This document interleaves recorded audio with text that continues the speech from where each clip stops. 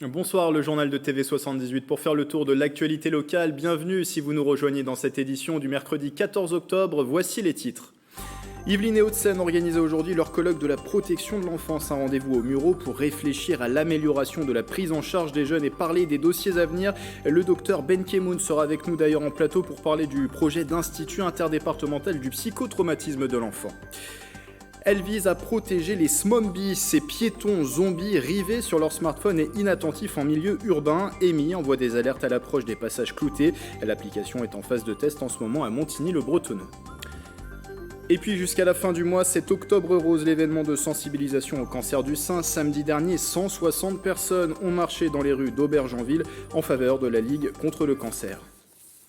Mais avant de développer ces titres, Valérie Pécresse, ce matin au Golf National de Saint-Quentin en Yvelines, la présidente de la région Île-de-France, est venue inaugurer un stade d'entraînement de haute performance à destination des futurs pépites et des professionnels de la discipline. Un concept novateur en Europe. Le projet est chiffré à 4,5 millions d'euros avec 60% de fonds publics. Saint-Quentin en Yvelines et la région font partie des partenaires sur ce projet. On écoute Valérie Pécresse au micro de TV78. On manquait d'infrastructures sportives par rapport au reste de la France. Donc on s'est puissamment investi là-dessus, davantage d'infrastructures de proximité et des infrastructures évidemment pas seulement à Paris, mais dans toute l'Île-de-France, petite, grande couronne, de façon à ce qu'on mette tous le sport dans nos vies, qu'on se soit en amateur ou bien évidemment en compétition.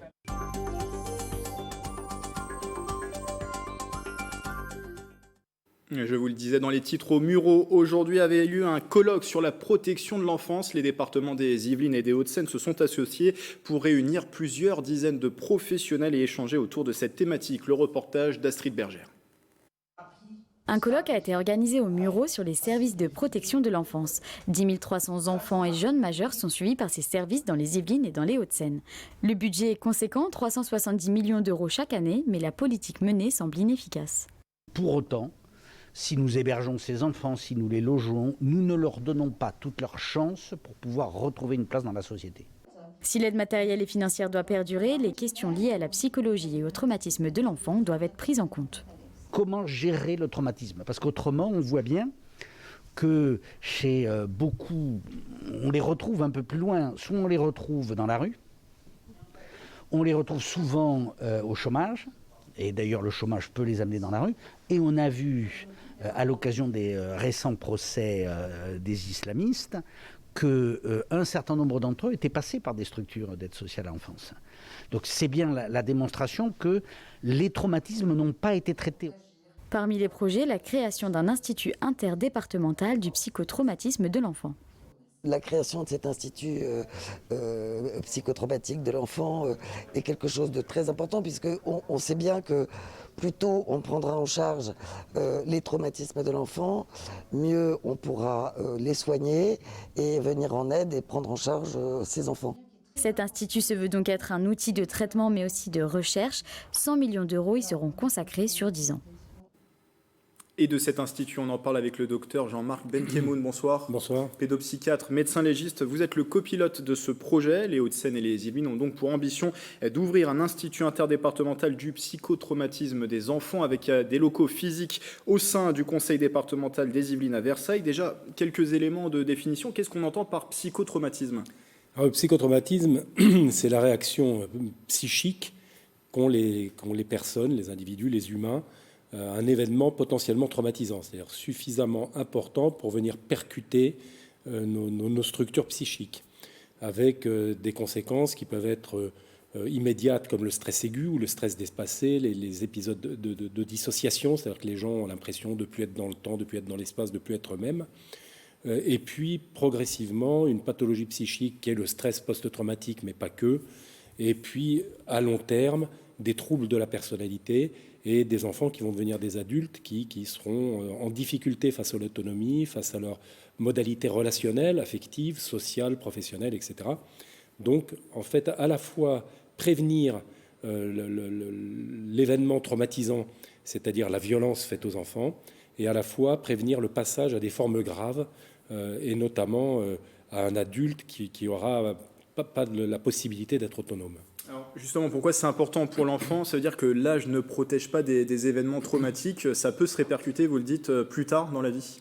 Alors l'âge ne protège pas des événements traumatiques, même plus on est vulnérable, plus on est sujet au traumatisme, et l'enfant est réputé vulnérable, et notamment dans le huis clos familial. C'est-à-dire la maltraitance a lieu en général dans le huis clos familial.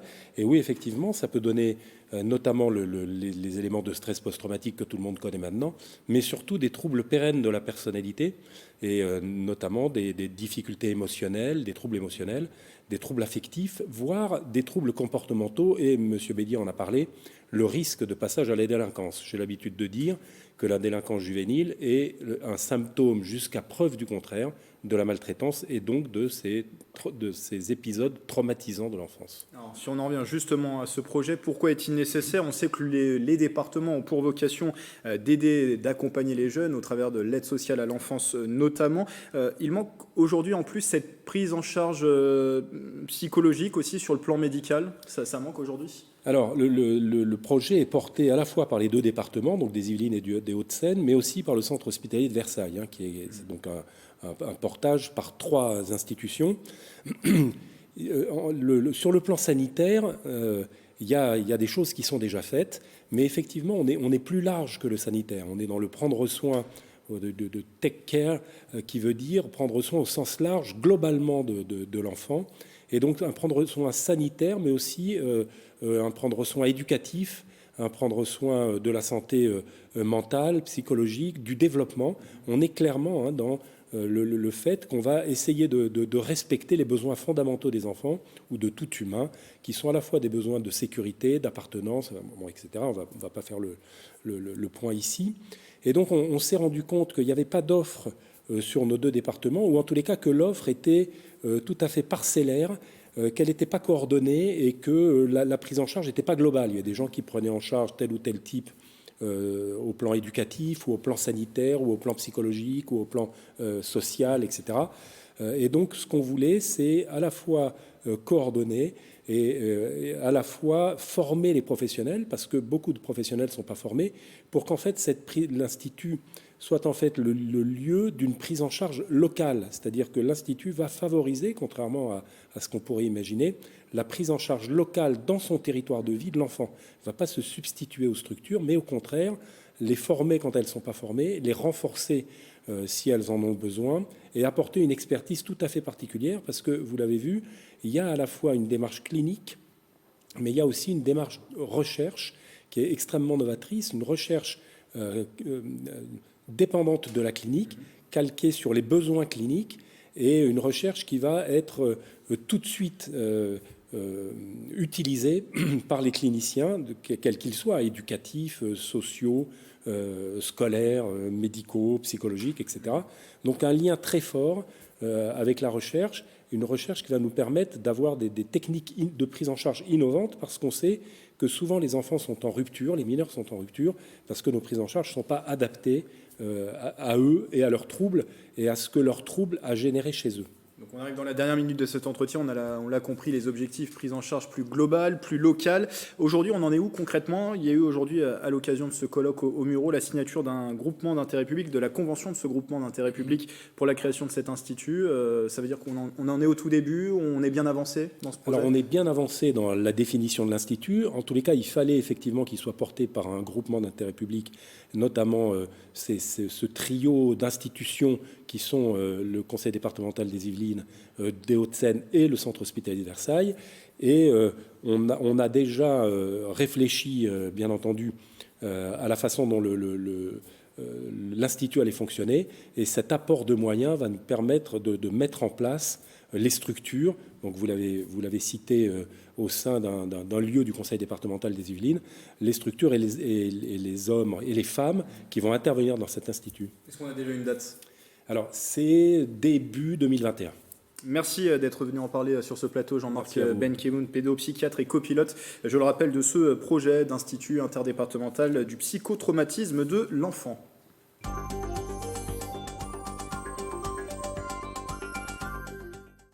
L'épidémie de Covid-19 qui ne cesse de progresser à nouveau. Les derniers chiffres dans les hôpitaux yvelinois sont à la hausse. On dénombre 8 décès supplémentaires en 48 heures dans les hôpitaux du département. Et depuis le début de la crise sanitaire, 584 personnes ont succombé au coronavirus dans les établissements de santé yvelinois. 272 patients étaient hospitalisés du coronavirus hier sur le territoire, plus 10 depuis dimanche. Enfin, 32 personnes étaient toujours en réanimation, soit 7 en plus en 48 heures.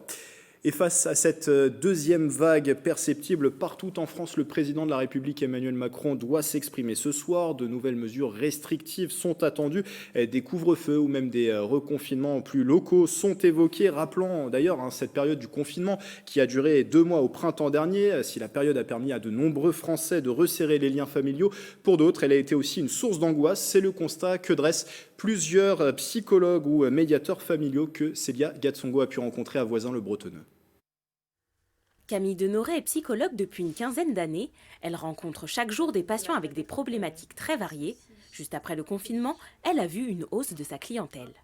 Un jeune qui, lui, malheureusement, devait signer un contrat de travail, prendre ses vacances au début du confinement, démarrer un travail, il n'a rien eu. Il s'est retrouvé chez ses parents pendant tout le confinement. Ses parents qui ont tendance à toucher un peu à l'alcool, très régulièrement, on va dire. Lui, il s'est mis à boire de plus en plus. Et puis vraiment, le dernier mois du confinement, il exprime un sentiment de dépression profond. Vraiment un vide abyssal. Aujourd'hui, il retravaille, il va un peu mieux, mais tout ce qui s'est passé pendant ce confinement, ça a mis en lumière des problématiques familiales qu'il avait avant, mais de façon tellement forte qu'il a une angoisse permanente qu'il ressent toujours. La période de Covid n'est pas finie, ce qui angoisse les plus fragiles. D'ailleurs, les troubles liés au confinement peuvent apparaître plusieurs mois après. En fait, on ne voit que les débuts. On va voir beaucoup de monde, on va voir beaucoup d'effets. On va de plus en plus. Et notamment à cause aussi des masques. Les enfants souffrent des masques. Donc les écrans plus les masques. Les enfants, au niveau du lien, il va y avoir des problèmes qui vont arriver. Mais ça, on va avoir les effets dans 6-9 mois. Et les effets du confinement se sont ressentis aussi sur les couples. Pour cette médiatrice familiale, il s'agit de leur donner un espace pour communiquer dans de bonnes conditions. La plupart des couples reconnaissent que la fragilisation du lien familial n'est pas exclusivement due au confinement. Dans la grande partie des cas, ils me disent que ce n'est pas ça qui a causé la situation dans laquelle nous sommes, dans le conflit dans lequel nous sommes, mais ça a été un révélateur. Révélateur très fort de choses qui n'allaient pas, comme si on s'était retrouvés face à nos difficultés, face à nos problèmes. Et le télétravail qui tend à se généraliser ne va pas faire avancer les choses. Certains auront besoin de plusieurs séances pour atténuer leur névrose. D'autres, au bout seulement de 3 séances, auront réglé leurs problèmes. C'est peut-être votre cas, 66% des Français avouent regarder leur smartphone au moment de traverser la rue, selon une étude Deloitte, un réflexe qui peut s'avérer dangereux et que souhaite endiguer la RATP, la start-up Capsonic. Elles ont mis au point EMI, une application qui prévient l'utilisateur en cas de danger. Une expérimentation est en cours à Montigny-le-Bretonneux, où 2 passages piétons ont été équipés. Justine Brasier et la voix de Nicolas Kirillovitz. EMI, un dispositif pour protéger les piétons. Pour l'heure sous forme d'application, il permet d'alerter les utilisateurs qui s'apprêtent à traverser au feu rouge. Une solution qui s'adresse surtout aux zombies. Les zombies, c'est un nouveau mot, c'est la contraction de smartphone et zombie. Pourquoi zombie ? Parce qu'on sent les zombies quand on est sur notre téléphone dans la rue. On l'est tous à un moment parce qu'on est en train de rechercher notre itinéraire, parce qu'on regarde nos mails et qu'on est pressé. Et à un moment, on est tellement absorbé par son téléphone qu'on ne fait plus attention aux dangers qui nous entourent, notamment quand il traverse. Une application qui utilise la technologie des ultrasons. Le programme envoie une alerte sur le téléphone en cas d'inattention ou de danger. Quand vous avez téléchargé l'application et que vous activez la fonctionnalité AMI, en fait, si vous vous apprêtez à traverser la route alors que le feu est rouge, vous allez recevoir une alerte sur votre téléphone. Alors l'alerte, elle est de plusieurs types. Ça peut être une alerte sonore. Ici, on a choisi le bruit d'un klaxon de voiture. C'est assez surprenant quand vous êtes sur votre téléphone. Une vibration et un message visuel. Attention, le feu est rouge. Dans les Yvelines, le dispositif a déjà été implanté à Vélizy-Villacoublay, Saint-Rémy-les-Chevreuses et Mantes-la-Jolie. Ici, à 50 ans en Yvelines, 2 traversées piétonnes ont été équipées au croisement de l'avenue du Centre et de l'avenue Gustave Eiffel. Un emplacement stratégique. Il y a un point de passage qui mène du centre commercial à la gare, aux nombreuses entreprises du secteur du quartier et également de l'université de Versailles-Saint-Quentin qui est derrière, juste à côté. Donc à toute heure du jour, principalement, il y a un flux de passage en continu. Pour l'heure encore en expérimentation, la fonctionnalité pourrait par la suite se retrouver dans des applications telles que celle de la RATP, WhatsApp, Deezer ou encore Spotify. Elle a débuté à Carrières-sur-Seine et passé par Poissy et faisait étape aujourd'hui au Square de la Marche à Morpas. La tournée de l'apprentissage se poursuit dans les Yvelines. Cette opération lancée par le ministère du Travail a pour objectif de parler de l'apprentissage aux jeunes. Les visiteurs peuvent découvrir les futurs métiers accessibles via l'apprentissage par le biais de casques de réalité virtuelle, des vidéos à 360 degrés et des démonstrations. Le bus fera également arrêt demain au marché de Bècheville des Mureaux et au parking de l'Agora à Mantes-la-Jolie. C'est toujours en ce moment Octobre Rose, le mois de sensibilisation au cancer du sein et notamment pour parler de dépistage. On sait que le cancer du sein peut guérir dans 9 cas sur 10 si le dépistage est effectué de manière précoce. Une marche solidaire se tenait samedi dernier dans les rues d'Aubergenville à l'initiative de l'association Pluriel. Elle a réuni 160 personnes. Le reportage de Justine Brasier. Pluriel a chaussé ses baskets pour lutter contre le cancer du sein. Une marche rose de 6 km organisée à Aubergenville samedi 10 octobre. Objectif, sensibiliser et créer un mouvement solidaire face à la maladie, un sujet qui tient à cœur. Il s'avère qu'il y a 2 ans, j'ai été moi-même touchée par cette maladie personnellement et beaucoup de personnes dans mon entourage familial et amical. Et donc c'était vraiment l'occasion cette année de la mettre en place. Avant le départ de la marche, un ruban rose géant a été réalisé avec les participants, une action symbolique. On a mis en place ce ruban géant humain, ruban rose, qui a été pris en photo pour la symbolique. C'était une petite feuille rose qu'on devait mettre au-dessus de sa tête parce que la photo a été prise en hauteur, donc par un drone. 160 marcheuses et marcheurs étaient au rendez-vous pour cet événement solidaire. Ils étaient présents pour sensibiliser et soutenir les personnes atteintes du cancer. Je l'ai par expérience dans mon entourage, donc je pense que c'est important de faire connaître cette maladie un peu plus et d'en parler surtout. Se faire dépister. Moi, j'ai eu le cas aussi avec ma maman, donc d'autres personnes que je connais. Donc allez vous faire dépister, c'est le principal déjà. Par solidarité, et puis parce que le cancer touche toutes les familles, dont la mienne. Nous, on va bien, on a cette chance, mais d'autres n'en l'ont pas. Donc on est là pour ça. Au total, 1 100 € ont pu être récoltés en faveur de la Ligue contre le cancer.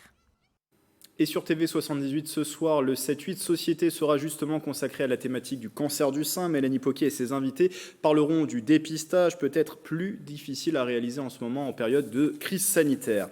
C'est un rendez-vous annuel sur la scène nationale du théâtre de Saint-Quentin en Yvelines. Le théâtre a organisé la semaine dernière, jeudi 8 octobre, sa soirée mécénat, l'occasion de faire découvrir à la trentaine de mécènes présents une représentation vécue de 2 manières différentes, de manière classique face à la scène et puis face à un écran avec des lunettes 3D. On écoute l'un des mécènes du théâtre, des propos collectés par Mickaël Elmidoro et Nicolas Dandry. Je suis ici ce soir pour soutenir la Fabrique du mécénat, donc en partenariat avec le théâtre de Saint-Quentin en Yvelines, puisque nous sommes mécènes depuis l'année dernière d'un projet qui vise à apporter la culture auprès d'enfants malades de l'hôpital de Bullion dans les Yvelines, près de Rambouillet. Nous allons apporter notre témoignage et aussi inciter d'autres mécènes peut-être à s'investir auprès de la culture et auprès du théâtre de Saint-Quentin sur le territoire yvelinois. Et pour refermer ce journal, Marie-Antoinette sous toutes les couleurs à Versailles, c'est ce qui est à découvrir jusqu'à dimanche à l'orangerie du domaine de Madame Elisabeth. La photographe Tara Sultana propose des photos mélangées à de l'art visuel dans l'exposition Marie-Antoinette New Look. Éléonore Sinoquier, Patrick Jacques de Dixmude. Serions-nous revenus au XVIIIe siècle ? Tout du moins, le temps d'un après-midi. Dimanche 11 octobre, au domaine de Madame Elisabeth à Versailles, une petite troupe a défilé en costume d'époque à l'occasion de l'exposition Marie-Antoinette New Look de la photographe amateur depuis 20 ans, Tara Sultana. Marie-Antoinette New Look, c'est une rencontre avec Marie-Antoinette. Lorsque je travaillais au château de Versailles, j'étais dans l'accueil et la surveillance. Et comme je ne lâche pratiquement pas mon appareil photo, je crois que c'est Marie-Antoinette qui, lorsqu'elle m'a vu passer, elle a dû se dire « Tiens, c'est la bonne personne, c'est la personne idéale pour me sortir du Trianon ». Débutée le 7 octobre dernier, l'exposition est un mélange de photographie et d'art visuel. L'artiste a décliné à 14 reprises la photo d'un buste de la reine, un travail numérique. En fait, mon travail, c'est un petit peu comme...